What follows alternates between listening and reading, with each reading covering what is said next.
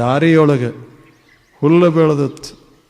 ಅಲ್ಲೇ ಜನ ಹೋಗ್ತಿದ್ರು ಬರ್ತಿದ್ರು. ಇದು ದಾರಿಯ ಮಗ್ಲ, ಹುಲ್ಲು ಹೆಂಗೆ ಬೆಳ್ಕೊಂಡಿತ್ತು.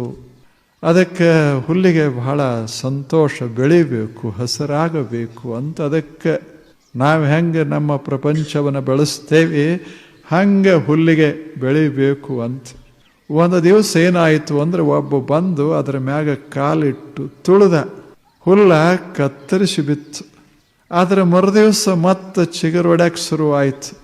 ಅವಾಗ ಒಂದು ಗಿಳಿ ಕೇಳ್ತು, ಅಲ್ಲೋ ಮೆಲ ಮೆಲ ಮೆಲ ನಿನಗೆ ತುಳಿತಾರೆ, ನಾಶ ಮಾಡ್ತಾರೆ, ನೀನು ಮಾತ್ರ ಹಿಂಗೆ ಬೆಳ್ಕೋತದಿಯಲ್ಲ ಯಾಕೆ ಅಂತ ಕೇಳ್ತು. ನಿನಗೇನು ಅನಿಸೋದಿಲ್ಲೇನು? ಅವಾಗ ಹುಲ್ಲು ಹೇಳ್ತು, ನನಗೆ ಎಂಥ ಉತ್ಸಾಹದ ಬೆಳಿಬೇಕು ಅಂದ್ರೆ ಬೇಕಾದಷ್ಟು ತುಳಿಲಿ ಮತ್ತು ಬೆಳಿತೀನಿ ಅಂತ.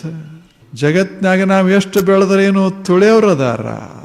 1000 ಜನ ತುಳಿದ್ರೇನಾಯಿತು, ತುಳಿದವ್ರು ಹೋಗ್ತಾರೆ, ನಾನು ಬೆಳೆದು ನಿಲ್ತೇನೆ ಒಂದು ದಿವಸ. ನಾನು ಬೆಳೆಯೋದು ಭಾಳ ಮಹತ್ವದ್ದು. ಎಲ್ಲವೂ ಬೀಳ್ತಾವ, ಮನುಷ್ಯನೂ ಹೋಗ್ತಾನೆ. ಮನುಷ್ಯ ಬರೋಕ್ಕಿಂತ ಮೊದಲೇ ನಾ ಇದ್ದೆ, ಮುಂದೂ ಇರ್ತೇನೆ, ಬೆಳಕೋತಿರ್ತೇನೆ, ಅವನನ್ನು ಬೈಯೋದಿಲ್ಲ, ನೋಡಲಿ ಅಂತ. ನಾವು ಭಿಕ್ಷುಕರಂಗೆ ಬೇಡ್ಕೋತ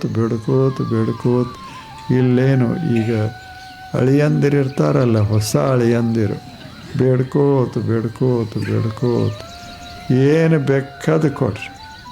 ನೀವು ಮನೆ ಹಚ್ಚಿರಿ, ಹೊಲ ಹಚ್ಚಿರಿ, ನಿಮ್ಮನ್ನು ಬೇಕಾದ್ರೆ ಹಚ್ಚಿಗೋರಿ, ಎಂದು ಸಾಧ್ಯ ಹೌದಲ್ಲ? ಎಲ್ಲರನ್ನೂ ಸಮಾಧಾನ ಮಾಡಬಹುದು, ಅಳಿಯನ್ನು ಸಮಾಧಾನ ಮಾಡೋಕ್ಕಾಗಲಿಲ್ಲ. ದೇವರನ್ನು ಸಹಿತ ಸಮಾಧಾನ ಮಾಡಬಹುದು, ಆದರೆ ಇವನು ಮಾಡೋಕ್ಕಾಗೋದಿಲ್ಲ. ಮತ್ತು ಅವನ ಹೆಸರು ಎಷ್ಟು ಚಂದದ, ಅಳಿಯ. ಇವ ಅಳಿಯೋದಕ್ಕೆ ಬಂದಾನ. ಎಷ್ಟು ಮಜಾ. ಮತ್ತು ಯಾರ್ಯಾರು ಅಳಿಯರು, ಈ ಕೂತಾರಲ್ಲ ಎಲ್ಲರೂ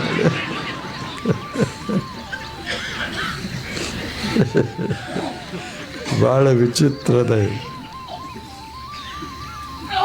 ಅಂಥ ಮನಸ್ಸದಲ್ಲ, ಅದಕ್ಕೆ ಅಳಿತನ ಅಂತಾರೆ.